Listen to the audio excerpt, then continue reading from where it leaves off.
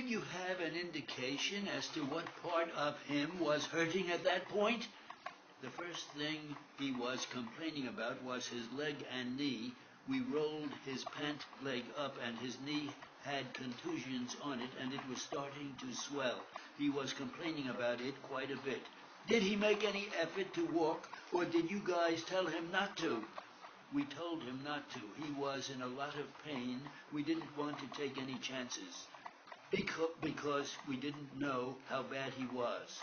Other than that leg and knee, do you know if he had any other pain that he complained of at that time? Not really. He was just in a lot of pain in his knee. He didn't really say. His knee was his big concern at the time. Did you take a look at the hole in an effort to try to decide whether that was something that had been there for a while or was fresh, or could you make any judgment on that? Not really. I would say it was not fresh. And you do recall there were other holes in the bottom of the car, but you don't really know how many. No. Would there have been more than one? There was more than one. What was in the car? Obviously, in the photograph, there's a bunch of wood and stuff. Do you know what that is? It's just dunnage that was left over from a previous loading.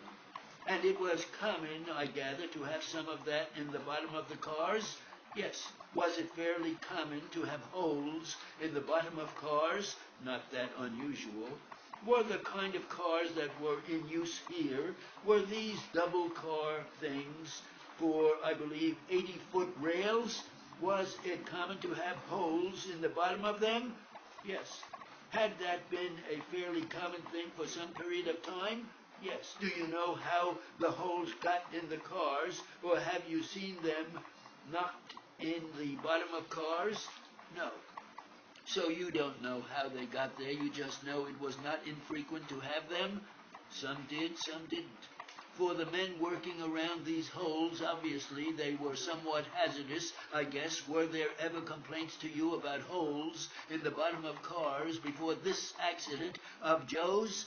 Yes. In your capacity, I guess, as foreman, general foreman, when you got complaints about that, what did you do?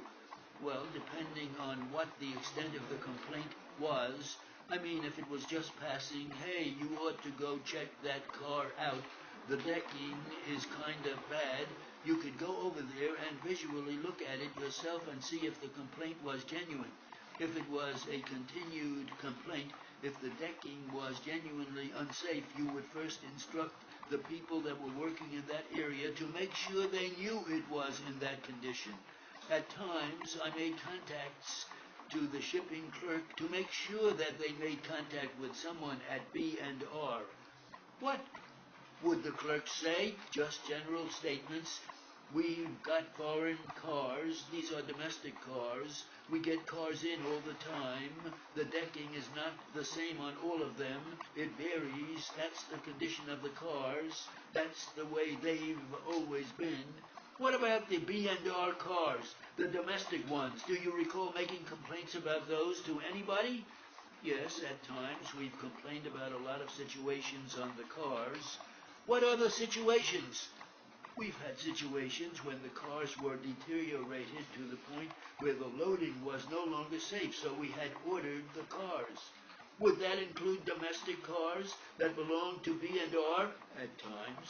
Did it include some of the double car rigs? The only time I've ever remembered us back ordering a domestic car is if we had a real bad problem with, like, maybe the springs being broke or the articulation coming loose, something that would make a very safe and unstable load. As far as the decking, I don't remember us backing one because of decking. You do remember complaining about it and talking to the shipping clerk about it? Of all the cars, not just one specific one. Including those? Including those.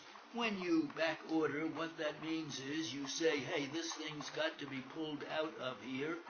It's not fit for loading. That condition could arise from consideration other than safety, could it not? Yes. What other reasons would there be for back ordering a car? If we felt it would not stabilize a load, it would possibly damage the product. And of course the safety. If the deck wasn't there, you couldn't get in it, so we wouldn't load it. Did you ever talk to anybody besides the shipping clerk about that problem? I made some calls at times to the B&R, talked to various people, no one in particular, just to let them know about the car situations, mostly on foreign cars. Did you do something with B&R cars? Very seldom, but that came in worse. I did. At times I did, but it was mostly the foreign cars. Those are the ones. All right, do you know whom you talked to at B&R about those? Yes.